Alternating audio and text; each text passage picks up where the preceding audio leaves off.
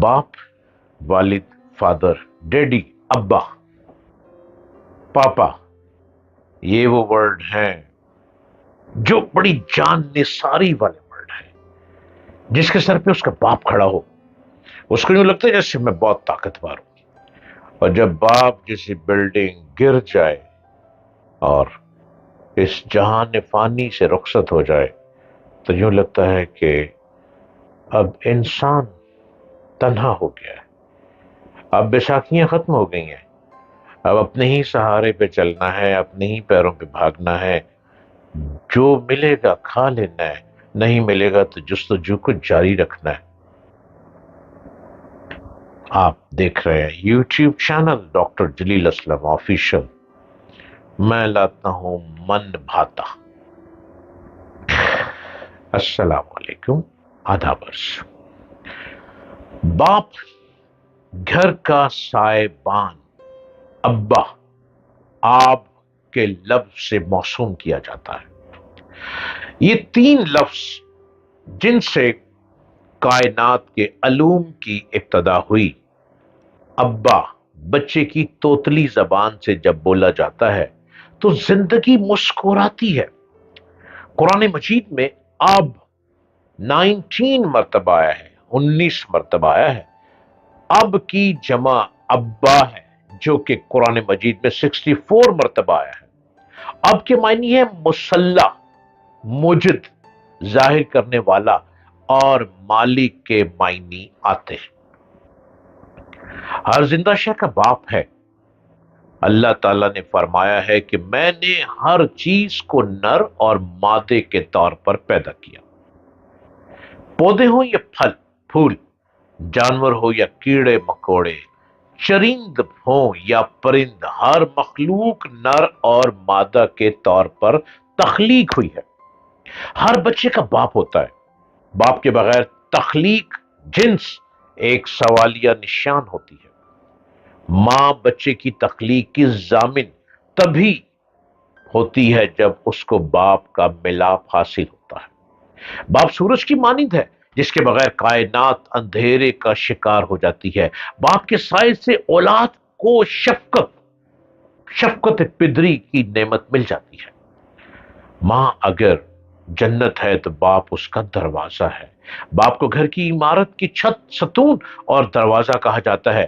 جس سے عمارت کا ستون نہ ہو، دروازہ نہ ہو یا چھت سے محروم ہو، وہ عمارت بے لطف و بے فائدہ ہو جاتی ہے.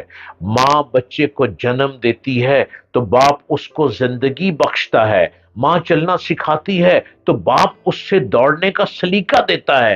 ماں بچے کو کھڑا ہونے کا حوصلہ دیتی ہے تو باپ اس کو کھڑا ہونے میں استقامت دیتا ہے. ماں بچے کو نگہبانی کرتی ہے تو باپ سائبان کا کام کرتا ہے. ماں گھر سجاتی ہے تو باپ گھر کو وجود دیتا ہے. ماں کی گود مدرسہ بنتی ہے تو باپ اس سے مدرسے کو چار دیواری اور چھت دیتا ہے. ماں استاد بنتی ہے تو باپ صدر استاد ہوتا ہے. ماں کے قدموں تلے جنت ہے اور باپ اس جنت کو وجود بخشتا ہے. باپ سائبان ہے جس کے اندر گھر کی کائنات جنت بنتی ہے. باپ بیوی کو اس سائبان کے سائے تلے اولاد کی نعمتوں سے بار آور کرتا ہے.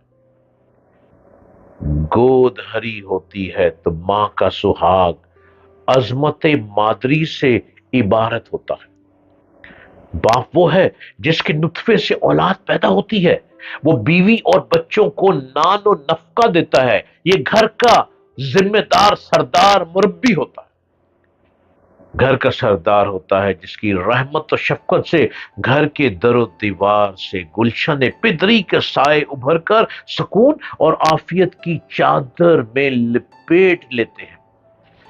ہر سو لطف و مہربانی کا سرور اور باپ کی عظمتوں کا غرور اپنائیت اور خودی کو دلوں میں جا بساتا ہے.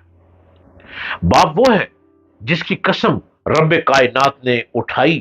باپ کے وجود سے ماں جنم لیتی ہے. باپ ناراض ہو تو رب کائنات ناراض ہو جاتا ہے۔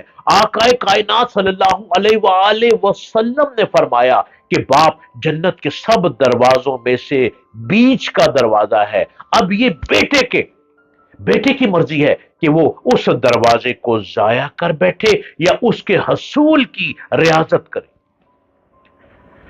باپ کا برتاؤ، باپ کا رویہ، باپ کی محبت اور باپ کے خوف کے سارے تصورات رب کائنات سے متعلق ہیں۔ اگر کسی نے باپ کی اطاعت سے ہاتھ کھینچا تو اس نے اللہ کی اطاعت سے اپنا ہاتھ کھینچا، کیونکہ افضل البشر حضرت محمد صلی اللہ علیہ وآلہ وسلم نے فرمایا باپ کی اطاعت اللہ کی اطاعت ہے۔ جس نے باپ کی نافرمانی کی اس نے اللہ تعالیٰ کی نافرمانی کی۔ اپنے گھروں میں محبت اور شفقت کے پھول پھیلانا شروع کر دیں۔ گھر کب ٹوٹتے ہیں؟ جب گھر کے لوگ گھر کے ستون کو دیواروں سے نکال دیتے ہیں، جب گھر کی بنیادوں کو کمزور کر دیا جاتا ہے اور باپ کو گھر سے اکھاڑ کر سڑک پہ پھینک دیا جاتا ہے، تو یاد رکھیں وہ گھر کبھی بچتے نہیں، وہ گھر کبھی بستے نہیں، وہ گھر کبھی آباد نہیں ہوتے، اور گھر میں رہنے والے اس باپ کی اولاد بھی بکھر بکھر کے تنہا رہ جاتی ہے۔ جب ہمارے سرکار صلی اللہ علیہ وآلہ وسلم نے فرما دیا کہ باپ کی اطاعت اللہ کی اطاعت ہے تو اس سے بڑھ کر کچھ بھی نہیں۔ اگر آپ کا باپ زندہ ہے تو اپنے باپ کی خدمت کریں، اپنے باپ سے محبت کریں، اپنے باپ سے وہ پیار حاصل کریں کہ باپ آپ کو دیکھ کر تڑپتا ہے، ان کی آنکھوں سے نکلنے والے موتی محبت کے موتی ہوں۔ دعا کریں کہ باپ آپ کے دکھوں کے ہاتھوں اپنے آنسو نہ گرائے۔ اگر باپ کے آنسو آپ کی تکلیف دینے سے گر گئے تو آپ ساری زندگی کبھی سکون نہیں پا سکیں۔